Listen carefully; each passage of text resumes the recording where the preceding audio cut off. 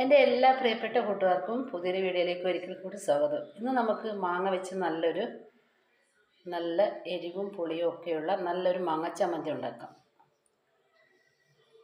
അപ്പോൾ നമുക്ക് വീഡിയോയിലേക്ക് പോയാലോ?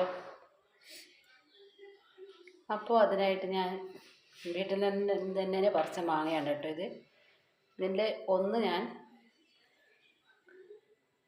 കട്ട് ചെയ്തെടുക്കുന്നുണ്ട് കേട്ടോ. അതിന് നമുക്ക് ഒരു ചട്ടി ചൂടാകാൻ വെക്കാം. ചൂടായാൽ നമുക്ക് ആവശ്യത്തിന് മുളക് പൊടി എടുത്ത് ഒന്ന് ചൂടാക്കിയെടുക്കാം. കരിഞ്ഞു പോകാതെ ഒന്ന് ചൂടാക്കിയെടുക്കാം.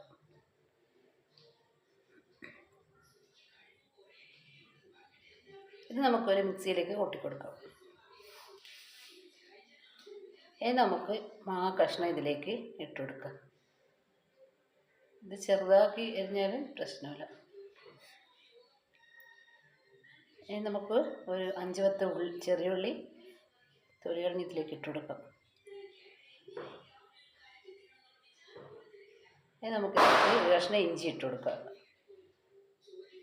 അതിനുശേഷം നമുക്ക് ഇതിലേക്ക് കറിവേപ്പില ഇട്ട് കൊടുക്കാം.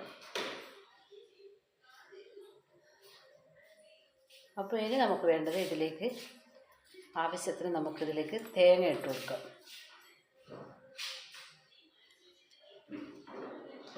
ഇത്രയും തേങ്ങ എടുത്തിട്ടുണ്ട് കേട്ടോ. ഇത് നമുക്ക് ഇട്ട് കൊടുക്കുക. ഇതിന് നമുക്ക് ഉപ്പ് ചേർത്ത് ഇതൊന്ന് അടിച്ചിട്ട് വരാം. ഞാനിത് മിക്സിയിലൊന്ന് അടിച്ചിട്ട് വരാം കേട്ടോ. അപ്പോൾ നമ്മുടെ മാങ്ങച്ചമ്മന്തി റെഡിയായി. അപ്പോൾ വളരെ പെട്ടെന്ന് നമുക്ക് തയ്യാറാക്കിയെടുക്കാൻ പറ്റിയ ഒരു മാങ്ങച്ചമ്മന്തിയാണ് കേട്ടോ ഞാനിവിടെ കാണിച്ചത്. അപ്പോൾ പുതിയൊരു വീഡിയോ വീണ്ടും വരാം. Tata bye bye.